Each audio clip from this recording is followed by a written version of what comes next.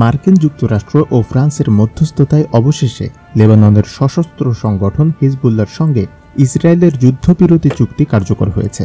এর মধ্য দিয়ে দীর্ঘ প্রায় 14 মাসের রক্তক্ষয়ী সংঘাত আপাতত থামল।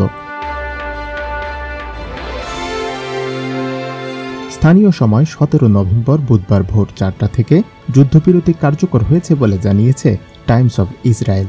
এদিকে যুদ্ধবিরতি চুক্তিকে স্বাগত জানিয়েছে যুক্তরাষ্ট্র, যুক্তরাজ্য, ফ্রান্স ও ইরান সহ বিভিন্ন দেশ। চুক্তি অনুযায়ী 60 দিনের অন্তর্বর্তী সময়সীমার মধ্যে ইসরায়েলি প্রতিরক্ষা বাহিনী IDF লেবাননের দক্ষিণাঞ্চল থেকে সেনা প্রত্যাহার করে নেবে। সেখানে লেবাননের সরকারি বাহিনী 5000 সেনা মোতায়েন করবে। লিটানি নদীর দক্ষিণে তারা অবস্থান নেবেন।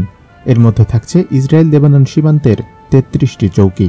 হিজবুল্লাহর সদস্যরা দক্ষিণ লেবানন ছেড়ে যাবে এবং সেখান থেকে তাদের সব সামরিক অবকাঠামো সরিয়ে ফেলা হবে। যুক্তরাষ্ট্র মূল চুক্তির পাশাপাশি আলাদা করে একটি চিঠি যুক্ত করেছে। সেখানে বলা হয়েছে, হিজবুল্লাহ যুদ্ধবিরতির কোনো শর্ত ভঙ্গ করলে ইসরায়েলের পাল্টা জবাব দেওয়ার অধিকার রয়েছে। 2023 সালের 7 অক্টোবর ইসরায়েলি ভূখণ্ডে অতর্কিত হামলা চালায় হামাস। সেদিনই সেই হামলার পাল্টা জবাব দেয় ইসরায়েল, যার মাধ্যমে গাজার যুদ্ধের সূত্রপাত ঘটে। হামাসের সঙ্গে একাত্মতা প্রকাশ করে সেদিন থেকেই ইসরায়েল সীমান্তে হামলা চালিয়ে আসছে হিজবুল্লাহ। তাদের এসব হামলার ফলে 60,000 ইসরায়েলি বাস্তুচ্যুত হয়েছেন। সেপ্টেম্বরে লেবাননে আকাশ ও স্থল হামলার তীব্রতা বাড়ায় ইসরায়েল। ইসরায়েলের হাতে হিজবুল্লাহর বেশিরভাগ শীর্ষ নেতার মৃত্যু হয়েছে। নিহত হয়েছেন প্রায় 3700 মানুষ। ইসরায়েলের যুদ্ধকালীন মন্ত্রিসভা মঙ্গলবার 10-1 ভোটে এই যুদ্ধবিরতি চুক্তি অনুমোদনের পরপরই হোয়াইট হাউসে বক্তৃতা দিতে আসেন বাইডেন।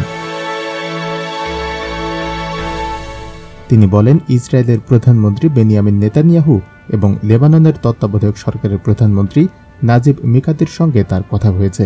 স্থানীয় সময় ভোর 4টায় যুদ্ধবিরতি শুরু করতে তারা দুজনই সম্মত হয়েছেন। তিনি আশাবাদ প্রকাশ করেন, এই চুক্তির মাধ্যমে গাজায় শান্তি প্রতিষ্ঠার প্রক্রিয়াও গতি পাবে।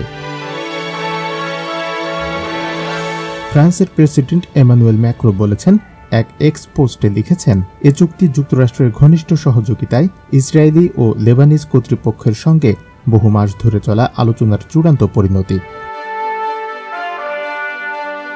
লেবাননের প্রধানমন্ত্রী মিকাতি এই চুক্তিকে স্বাগত জানিয়ে একটি বিবৃতি দিয়েছেন।